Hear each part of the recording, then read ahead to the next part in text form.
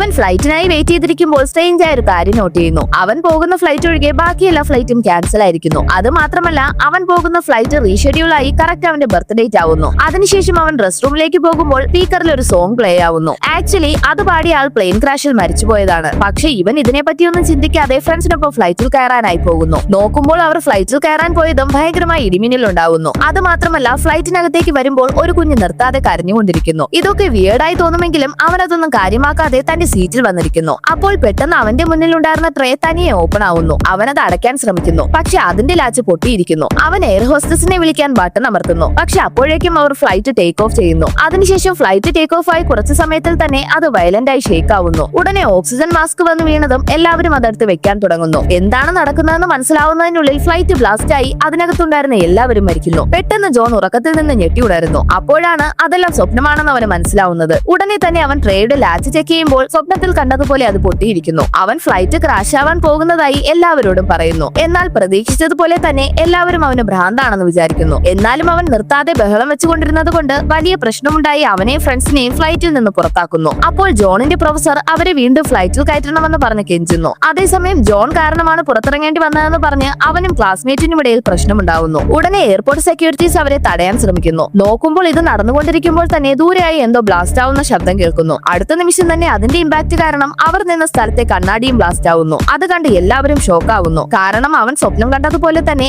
ആ flight blast ആയിരിക്കുന്നു.